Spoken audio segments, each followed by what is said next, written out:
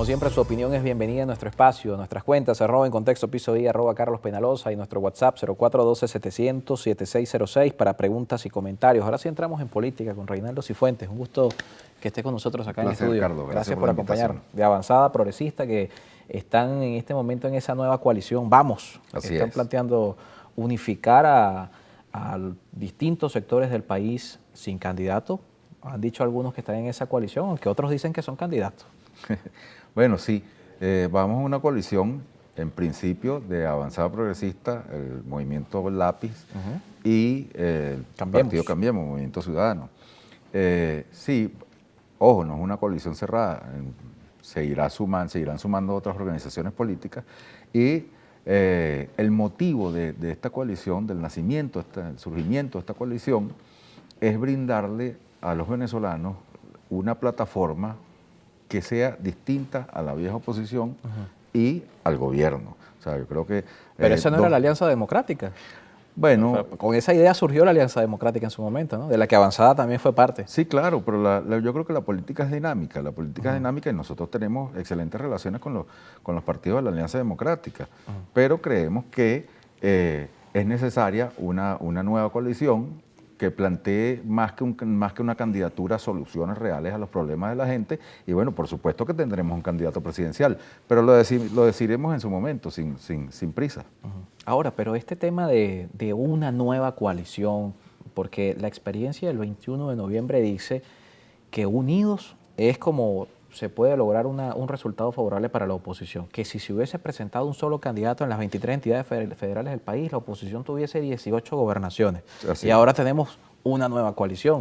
Bueno, sí. O sea, pareciera que la dispersión más bien continúa después de no, esa... pero digamos, el motivo del surgimiento de Vamos como coalición alternativa no es generar más dispersión, sino por el contrario generar un punto de encuentro, un nuevo punto de encuentro donde confluyan los diversos sectores del país, no solamente políticos, sino económicos, sociales. O sea, armar un plan país que después, bueno, tendrá la encarnación en un candidato presidencial. Pero la idea es esa, el debate, el enriquecimiento del debate y proponerle a Venezuela algo distinto. Proponerle a Venezuela algo distinto en un contexto donde hay una diversidad de visiones. Unos dicen que es las primarias la vía, otros hablan del consenso. Vamos plantea esta idea de una propuesta que después encare una figura. ¿Cómo ven ustedes la posibilidad de poder acercarse a esos otros sectores? Pues pareciera que cada quien está en su camino y no hay oportunidad de que se encuentren. Bueno, yo creo que el sector que está promoviendo las primarias, por cierto, las primarias son un método de escogencia de un candidato. Ahora, esa primaria tiene un error de origen. Dicen que es para escoger al líder de la oposición. Bueno, sí, eso dicen algunos. Esa primaria tiene un error de origen, ¿no? Y ese error fue la exclusión, el sectarismo. O sea, si hubiese existido una negociación entre toda la oposición que hubiese permitido que en esa primaria se hubiera contado toda la oposición con todas las garantías, bueno, a lo mejor hubiera salido de ahí un candidato unitario. El resultado de esa primaria será un candidato o un precandidato de ese sector de la oposición que decidió hacer esas primarias. Yo creo que al final se presentarán varias candidaturas presidenciales. O sea, con esto no estoy diciendo que esté cerrada la posibilidad de llegar a un acuerdo post primaria o cercano a las elecciones. Todo en la política es dinámica y todos los escenarios son posibles. Ahora, de no ser así, tampoco, digamos, es que porque estamos dispersos, Maduro tiene que ganar a juro. Recordemos que los números del gobierno son, yo creo que los peores en toda la historia. En los últimos 24 años, los números del gobierno son los peores en este momento. Existe algo que se llama la economía del voto y en definitiva serán los ciudadanos los que, bueno, vistas las opciones que queden al final, decidan por qué candidato votar. Y yo creo que el gobierno es perfectamente derrotable, aún separado. Y con ese argumento, ¿cómo ven ustedes lo que hoy pareciera la economía del voto, lo que nos muestran las encuestas? Las encuestas nos hablan de una economía del voto en función de una candidata que... Sí, es innegable. Esa candidata, para hablarla por nombre, María Corina Machado, tiene unos buenos números hoy en las encuestas. El asunto es que la política se hace con realidades y la realidad es que María Corina Machado injustamente, inconstitucionalmente, todo eso es verdad, pero está inhabilitada, ¿no? y a la gente hay que hablarle con la verdad. Yo creo que vender más fantasías, más ilusiones, de que es que no, es que yo voy a llegar hasta el final y a mí me habilita el pueblo y entonces yo no reconozco esa inhabilitación y entonces yo voy a... Eso es generar una nueva ilusión, una nueva fantasía que va a tener el mismo destino de todas las ilusiones y las fantasías. ¿Cuál es? Bueno, el desencanto, la desilusión de la población. Entonces yo creo que la gente hay que ser bastante responsable. No, aquí no se trata de una candidatura de fulano o mengano, se trata de superar a este que ha sido el peor gobierno de la historia republicana de Venezuela.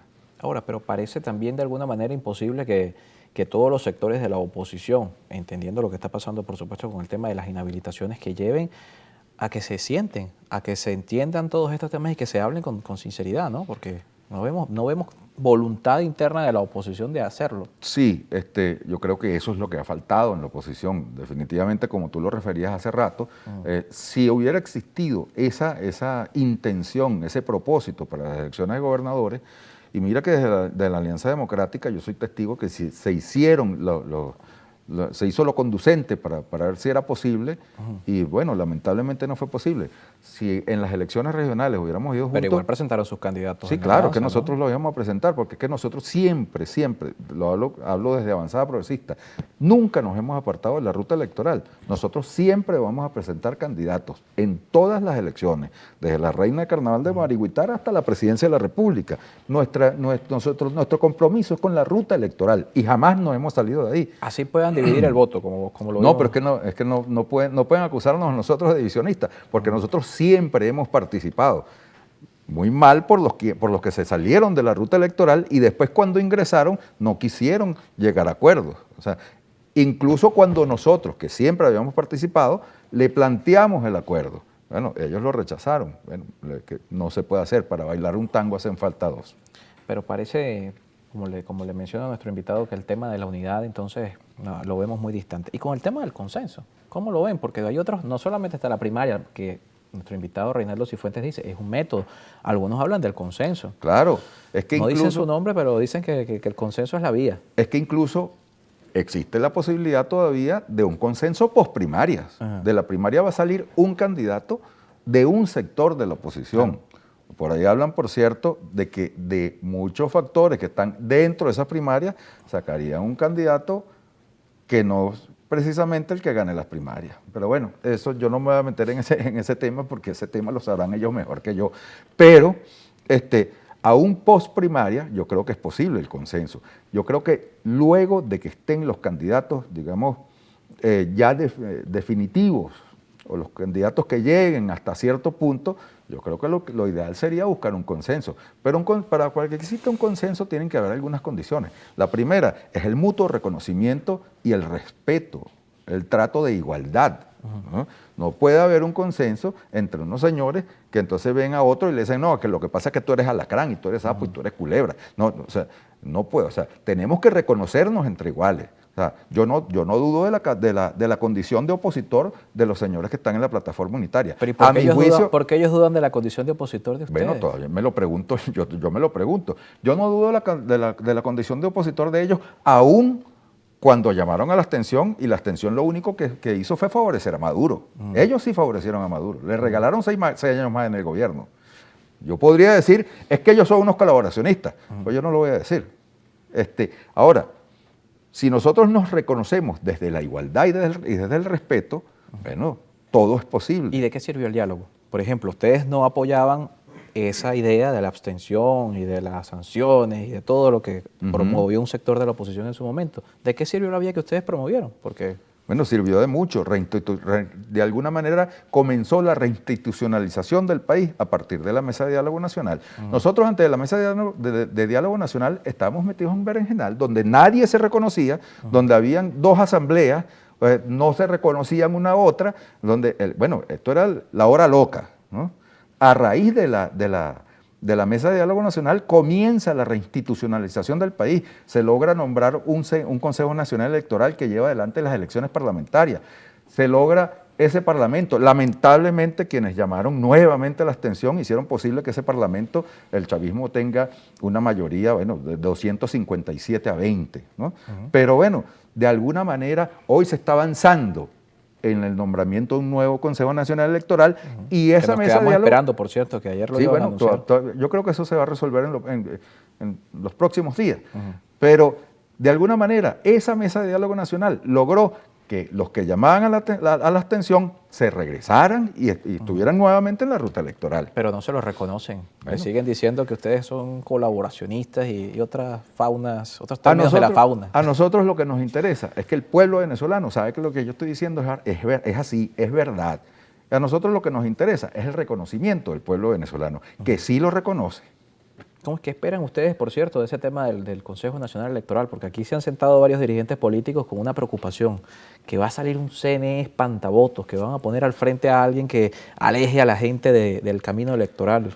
La jugada del gobierno, por supuesto que es esa, nombrar al Consejo Nacional Electoral que más espante votos. Por eso suena Elvis Amoroso para presidirlo. Nos saldría el Contralor General de la República a presidir el CNE. Ahora, vamos nosotros a volver a caer, entonces no, que es que si es Elvis Amoroso yo no voto. Vamos a volver a regalarle el poder a Maduro. Miren, si resucitan a Tibisay Lucena y la vuelven a poner presidenta, bueno, yo Nicolás voy y Maduro voto. pidió que el CNE se renombre Tibisay Por Lucena. supuesto, es que el mensaje del gobierno va a ser no voten, espantavoto, tal cual. Se dice que hay un escenario en el que el CNE quedaría compuesto con una correlación 3-2, como tuvo el último Consejo Nacional Electoral, y hay otro escenario en el que quedaría 4-1. ¿no?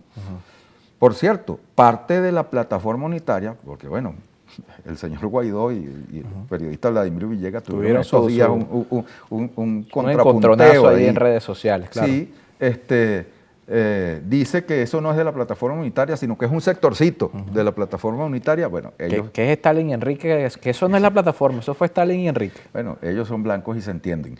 Pero ciertamente hay negociaciones de parte de la plataforma unitaria para colocar rectores en el Consejo Nacional Simón Electoral. Calzadilla salió a desmentir eso, que el único escenario de negociación es México, dijo Simón Calzadilla hoy. Bueno, pero eso no es verdad, Simón.